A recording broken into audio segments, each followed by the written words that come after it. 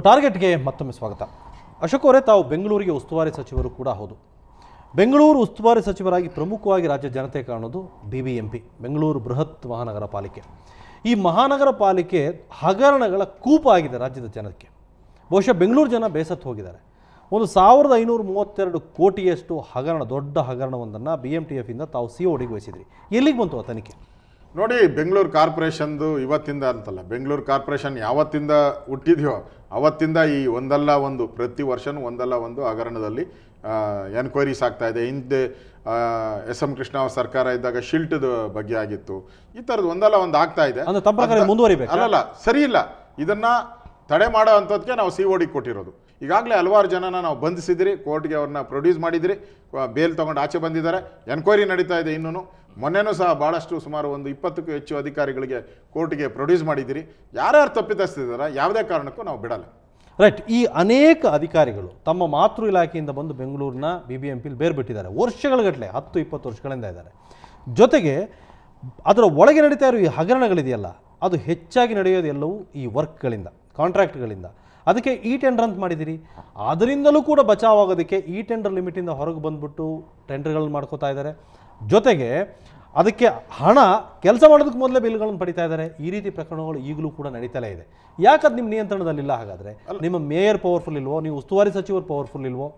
PWD ಇಂದ ಬಂದು 3 ವರ್ಷ ಆಗಿದೆ, ಅವ್ರನ್ನೆಲ್ಲ ತೆಗೆದಾಕುವಂಥ ಕೆಲಸ ಮಾಡಿದ್ರಿ. ಯಾಕಂದರೆ 5 ವರ್ಷ 10 ವರ್ಷ ಇಲ್ಲೇ ಠಿಕಾಣಿ ಹೊಡೆದಿರೋದ್ರಿಂದ ಈ ಥರದ್ದೆಲ್ಲ ಇನ್ಸಿಡೆಂಟ್ಸ್ ಆಗಿದೆ ಹಿಂದೆ. ಮೊನ್ನೆ ನಾವು ಅದನ್ನು ತೀರ್ಮಾನ ತೆಗೆದುಕೊಂಡಿದ್ರಿ.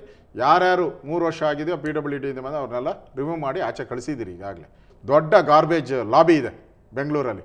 ಆ ಲಾಬಿಯನ್ನು ಮುರಿಬೇಕಾಯ್ದಂಥ ಕರ್ತವ್ಯ ನಮ್ಮದಿದೆ. ಈಗಾಗಲೇ ನಾನು ಮೇಯರ್ ಅವ್ರಿಗೆ ಹೇಳಿದ್ದೀನಿ, ಈ ಕೂಡಲೇ ಅದನ್ನು ಟೆಂಡರ್ ಕರೆದು ಒಳ್ಳೆಯ ವ್ಯಕ್ತಿಗೆ ಕೊಡೋ ಮುಖಾಂತರ ಇಲ್ಲೇನು ಅವ್ಯವಹಾರ ಆಗಿದೆ ಅದನ್ನು ಸ್ಟಾಪ್ ಮಾಡಬೇಕು. ಒಂದು ಕಡೆ ಅವ್ಯವಹಾರ, ಈ ಹಗರಣಗಳು, ಇನ್ನೊಂದು ಕಡೆ ತನ್ನ ನಿತ್ಯ ಕರ್ತವ್ಯವನ್ನು ಜನಸಾಮಾನ್ಯರಿಗೆ ನಿರ್ವಹಿಸಬೇಕಾದ BBMP ಅದರಲ್ಲಿ ವಿಫಲವಾಗಿದೆ ಅಂತ. ಒಂದು, ಮಳೆಗಾಲ ಬಂದರೆ ಅದಕ್ಕೆ ಪ್ರಿಪೇರ್ ಆಗಿಲ್ಲ ಈಗಲೂ ಕೂಡ. ಇನ್ನೊಂದು, ಡೆಂಗಿಯಿಂದ ಜನ ಸಾಯ್ತಾ ಇದ್ದಾರೆ, ಅದಕ್ಕೆ ಸರಿಯಾದ ಪ್ರಿಪ್ರೇಷನ್ BBMPಯಲ್ಲಿ ಇಲ್ಲ. ಅಂದರೆ ಅವರೆಲ್ಲರೂ ಕೂಡ ತಮ್ಮ ತಮ್ಮ ಕೆಲಸದಲ್ಲಿ ನಿರತರಾಗಿದ್ದಾರೆ ಹೊರತು ಸಾರ್ವಜನಿಕರ ಕೆಲಸದಲ್ಲಿ ನಿರತರಾಗಿಲ್ಲ. ಯಾಕೆ? ಇಲ್ಲ, ಬೆಂಗಳೂರು BBMPಯಲ್ಲಿ ಬರ್ತಾ ಇದೆ, ತಪ್ಪು ಇಲ್ಲ ಅಂತಲ್ಲ. ಈಗ ಡೆಂಗ್ಯೂ ಕಂಟ್ರೋಲ್ ಮಾಡೋದ್ರಲ್ಲಿ ಸ್ವಲ್ಪ ವೈಫಲ್ಯತೆಯನ್ನು ನಾವು ಕಂಡಿದ್ದೀರಿ. ಮಾಡೋಕ್ಕೆ ಈಗ ಕ್ರಮ ತೆಗೆದುಕೊಳ್ತಾ ಇದ್ದಾರೆ ಮೇಯರ್ ಅವರು, ನಮ್ಮ ಆರೋಗ್ಯ ಮಂತ್ರಿ ಇವರೆಲ್ಲ ಕ್ರಮ ಪ್ರತಿ ವರ್ಷನೂ ಅದೇ ಆಗ್ತಾ ಇದೆ. ಹೌದವ್ರೆ, ವೈಫಲ್ಯ ಒಂದು ಬಾರಿ ಆದ್ರ ಬಗ್ಗೆ ಪದೇ ಪದೇ ಅದೇ ವೈಫಲ್ಯ ಆದರೆ ಎಲ್ಲಿ ಪ್ರಾಬ್ಲಮ್ ಇರೋದು? ಆದರೆ ಡೆವಲಪ್ಮೆಂಟ್ ವಿಚಾರವಾಗಿ ಬೆಂಗಳೂರಲ್ಲಿ ಒಳ್ಳೆ ಕೆಲಸ ಆಗಿದೆ. ರಸ್ತೆಗಳಿರ್ಬೋದು, ಬೀದಿ ದೀಪ, ಎಕ್ಸ್ಪೆಷಲಿ ಪಾರ್ಕು, ಪ್ಲೇ ಗ್ರೌಂಡ್ಸು ಭಾಳ ಚೆಂದಾಗಿದೆ. ಇವತ್ತು ಮನೆ ಕೇಂದ್ರದ ಸರ್ಕಾರ ಸರ್ವೆ ಮಾಡಿರೋದ್ರಲ್ಲಿ ಭಾಳ ಅತ್ಯುತ್ತಮವಾದಂಥ ಒಂದು ವ್ಯವಸ್ಥೆ ಇರುವಂಥದ್ದು ಬೆಂಗಳೂರು. ಬಹುಶಃ ಅವರಿಗೆ ಬಂದಿದೆ. ಬೆಂಗಳೂರಿನಲ್ಲಿ ಬೀದಿ ನಾಯಿ ಹಾವಳಿಗಳ ಬಗ್ಗೆ ಗೊತ್ತಿರಲಿಲ್ಲ ಅನ್ಸುತ್ತೆ. ಎಲ್ಲಿ ಹೋದ್ರೂ ಬೀದಿ ನಾಯಿ ಹಾವಳಿಗಳಿದೆ. ಹೈಕೋರ್ಟ್ ಅಂತೂ ಚೀಮಾರಿ ಹಾಕಿ ಹೈಕೋರ್ಟೇ ಬೇಸತ್ತು ಬಿಟ್ಟಿದೆ BBMPಗೆ ಚೀಮಾರಿ ಹಾಕಿ. ನಾನು ಆ ಕಷ್ಟ ಅನುಭವಿಸಿದ್ದೀನಿ ಬೀದಿ ನಾಯಿ ವಿಚಾರವಾಗಿ. ನಾನು ಅವಾಗ ಹೆಲ್ತ್ ಮಿನಿಸ್ಟರ್ ಆಗಿದ್ದಾಗ ಭಾಳ ಸಂಕಷ್ಟವನ್ನು ನಾನು ಪಟ್ಟಿದ್ದೀನಿ. ಕಾನೂನಡಿಯಲ್ಲಿ ಏನು ಮಾಡೋಕ್ಕೆ ಬರಲ್ಲ. ಈಗ ಗೌರವಾನ್ವಿತ ನ್ಯಾಯಾಲಯಗಳು ಅದ್ರ ಬಗ್ಗೆ ತೀರ್ಪನ್ನು ಕೊಟ್ಟರೆ, ಒಂದು ತೀರ್ಪು ಸರಿಯಾದಂಥ ತೀರ್ಪು ಬಂದರೆ ನಿಜಕ್ಕೂ ಈ ಬೀದಿ ನಾಯಿಗಳ ಹಾವಳಿಯನ್ನು ನಾವು ಕಂಟ್ರೋಲ್ ಮಾಡ್ತೀವಿ. ಸದನದಲ್ಲೂ ಕೂಡ ಕಾಂಗ್ರೆಸ್ ಶಾಸಕ ಕೃಷ್ಣ ಬೈರೇಗೌಡರು ಪ್ರಸ್ತಾಪ ಮಾಡಿದರು. ತಾವು ಅದನ್ನು ಸಂತಾನ ನಿಯಂತ್ರಣಕ್ಕೆ ಅಂತ ಯಾರಿಗೋ ಕೊಟ್ಟಿದ್ದೀರಿ, ಜಾಸ್ತಿ ಆಗ್ತಾ ಇದೆ ಸಂತಾನ, ಕಡಿಮೆ ಆಗ್ತಾ ಇಲ್ಲ ಅಂತೇಳಿ. ವೈಫಲ್ಯ ತಾನೇ ಇದು.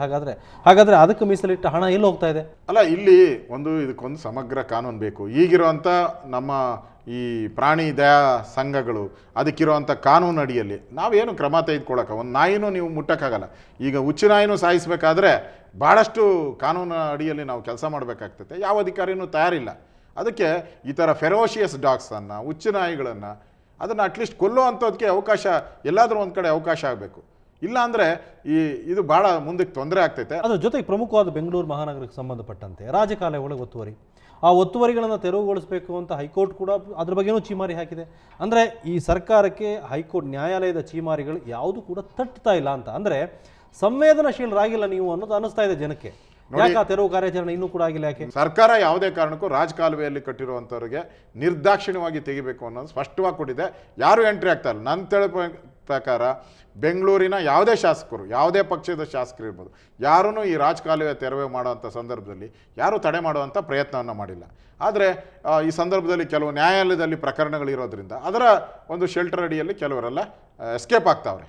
ಆ ದೃಷ್ಟಿಯಿಂದ ಬೇಗ ನ್ಯಾಯಾಲಯದ ಕೇಸ್ಗಳು ಇತ್ಯರ್ಥ ಮಾಡ್ಕೊಳೋ ಅಂಥದ್ಕೂ ಒಳ್ಳೆಯ ಲಾಯರ್ಸ್ನ ನಮ್ಮ ಕಾರ್ಪೊರೇಷನಿಂದ ಇಡೋ ಪ್ರಯತ್ನವನ್ನು ಮಾಡ್ತಾ ಇದ್ದೀರಿ. ನಾನು ಹೇಳ್ತಾ ಇದ್ದೀನಿ, ನಮ್ಮ ರೆಗ್ಯುಲರ್ ಲಾಯರ್ಸ್ ಬಿಟ್ಬಿಟ್ಟು ಸ್ಪೆಷಲೈಸ್ ಇರೋಂಥವ್ರನ್ನ ಲಾಯರ್ಗಳನ್ನ ತೆಗೆದುಕೊಂಡು ಈ ಕೇಸ್ಗಳು ಸಂಬಂಧಪಟ್ಟಂತೆ ಸರ್ಕಾರಿ ಪಾರ್ಕು, ಪ್ಲೇ ಗ್ರೌಂಡ್, ಇದ್ರ ಬಗ್ಗೆ ರಾಜಕಾಲುವೆ ಬಗ್ಗೆ ಇರತಕ್ಕಂಥ ಕೇಸ್ಗಳನ್ನು ಕ್ಲಿಯರ್ ಮಾಡಿ ಅಂತೇಳಿ ಸ್ಪಷ್ಟವಾದಂಥ ನಿರ್ದೇಶನ ಕೊಟ್ಟಿದ್ದೀನಿ. ಈಗ ಇದಿಷ್ಟು ಕ್ರಮಗಳನ್ನು ರಾಜ್ಯದ ಜನತೆ ಹೇಳಿದಿರಿ, ನಾವು ಕೈಗೊಳ್ಳುತ್ತೀವಿ ಅನ್ನೋ ಒಂದು ಭರವಸೆ ನೀಡಿದ್ದೀರಿ. ಈ ಭರವಸೆಯನ್ನು BJP ಸರ್ಕಾರ ಮುಗಿಸುತ್ತಾ? ಎಷ್ಟು ಅವಧಿ ಇರ್ತೀರಿ ನೀವಿನ್ನು? ಅಲ್ಲ, ಈಗ ನಮ್ಮ ಸರ್ಕಾರ 5 ವರ್ಷ ಜನ ಆಶೀರ್ವಾದ ಮಾಡಿದ್ದಾರೆ, 4 ವರ್ಷ ಮಾಡಿದಿರಿ. ಇವತ್ತು ನಮ್ಮ ಸರ್ಕಾರ ಇರ್ಬೋದು ಸಣ್ಣ ಪುಟ್ಟ ಗೊಂದಲಗಳು, ಅಂದರೆ ನಮ್ಮ ಪಾರ್ಟಿಯಲ್ಲಿ ಆಗ್ತಾ ಇರ್ತಕ್ಕಂಥ ಬೆಳವಣಿಗೆ, ಗೊಂದಲ, ಇವೆಲ್ಲ ಜನಕ್ಕೂ ಬೇಸರ ಆಗಿದೆ, ನಮಗೂ ಬೇಸರ ಆಗಿದೆ, ಅದನ್ನು ನಾನು ಸಮರ್ಥನೆ ಮಾಡೋಕ್ಕಲ್ಲ. ಆದರೆ ಇವತ್ತೂ ಅಷ್ಟೇ ಯಡಿಯೂರಪ್ಪನವ್ರು ತಂದಂಥ ಒಂದು ಯೋಜನೆಗಳಿದೆ, ಭಾಗ್ಯದ ಲಕ್ಷ್ಮಿ ಇರ್ಬೋದು, ಸೈಕಲ್ ಕೊಡ್ತಕ್ಕಂಥದ್ದು, ಸುವರ್ಣ ಭೂಮಿ, ಓಲ್ಡ್ ಏಜ್ ಪೆನ್ಷನನ್ನು 400 ರೂಪಾಯಿ ಕೊಡ್ತಕ್ಕಂಥದ್ದು, ಈ ಥರದ ರೈತರ ಸಾಲ ಮನ್ನಾ ಮಾಡ್ತಕ್ಕಂಥ ಜಗದೀಶ್ ಶೆಟ್ಟರ್ ಅವರ ಯೋಜನೆ, ಇದು ಯಾರೂ ಮಾಡಿಲ್ಲ, ಯಾವುದೇ ಸರ್ಕಾರ ಮಾಡಿಲ್ಲ. BJP ಸರ್ಕಾರ ಒಂದೇ. ಅಭಿವೃದ್ಧಿ ದೃಷ್ಟಿಯಲ್ಲಿ ನಮ್ಮನ್ನು ಯಾರೂ ಸರಿಗಟ್ಟಕ್ಕಾಗದೇ ಇರತಕ್ಕಂಥ ಕೆಲಸವನ್ನು ಮಾಡಿದ್ದೀರಿ. ಆದರೆ ಲೋಪಗಳಿದೆ.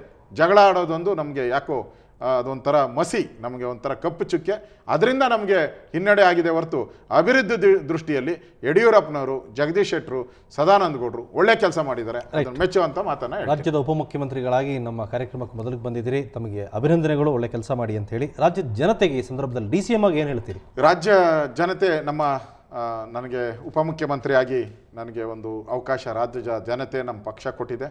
ನಾನು ಭಾಳ ವರ್ಷಗಳ ಕಾಲ ನಾನು ಕೆಲಸ ಮಾಡಿದ್ದೀನಿ, ಪಕ್ಷದಲ್ಲಿ ಕೆಲಸ ಮಾಡಿದ್ದೀನಿ, ರಾಜಕೀಯದಲ್ಲಿ ಕೆಲಸ ಮಾಡಿದ್ದೀನಿ.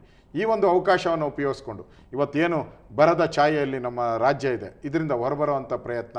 ಈ ಸಂದರ್ಭದಲ್ಲಿ ರೈತರ ಪರವಾಗಿ ಬಡವರಿಗೆ ಒಂದು ನ್ಯಾಯ ಕೊಡಬೇಕು, ಈ ಕಷ್ಟದಲ್ಲಿ ಅವರ ಜೊತೆ ಇದ್ದು ಸರ್ಕಾರ ಅವರಿಗೆ ಸಹಾಯವನ್ನು ನೀಡಬೇಕು. ಈ ಎಲ್ಲ ದೃಷ್ಟಿಯಿಂದನೂ ವಿಶೇಷವಾಗಿ ಬೆಂಗಳೂರಿನ ಅಭಿವೃದ್ಧಿಗೆ, ಬೆಂಗಳೂರು ವಿಶ್ವಮಟ್ಟದ ನಗರ ಆಗುವಂಥದ್ದಕ್ಕೆ, ಬೆಂಗಳೂರಿನ ಅಭಿವೃದ್ಧಿಗೆ ಹೆಚ್ಚು ಒತ್ತು ಕೊಟ್ಟು ಕೆಲಸ ಮಾಡ್ತೀನಿ ಅನ್ನೋ ಮಾತನ್ನು, ನಿಮ್ಮ ಆಶೀರ್ವಾದ ಇರಲಿ ಅನ್ನೋ ಮಾತನ್ನು ನಾನು ಹೇಳ್ತೀನಿ. Thank you. ಉನ್ನತ ಹುದ್ದೆಗೆ ಏರಿದ್ರಿ, ಇನ್ನಷ್ಟು ಉನ್ನತ ಹುದ್ದೆಗೆ ಇರಲಿ ಅನ್ನೋದೇ ನಮ್ಮ ಆಶಯ ಕೂಡ. ನಮ್ಮ ಜೊತೆ ಎಷ್ಟೋ ಚರ್ಚೆಯಲ್ಲಿ ಭಾಗವಹಿಸಿದ್ರಿ. Thank you very much. Thank you, ಧನ್ಯವಾದ. ಇದಿಷ್ಟು ಇವತ್ತಿನ ಟಾರ್ಗೆಟ್. ಮುಂದಿನ ವಾರ ಮತ್ತೊಬ್ಬ ಅತಿಥಿಯೊಂದಿಗೆ ಭೇಟಿ ಆಗ್ತೀನಿ. ಕ್ಷಣ ಕ್ಷಣದ ಸುದ್ದಿಗಾಗಿ ನೋಡ್ತಾ ಇರಿ ಸುವರ್ಣ ನ್ಯೂಸ್ 24/7.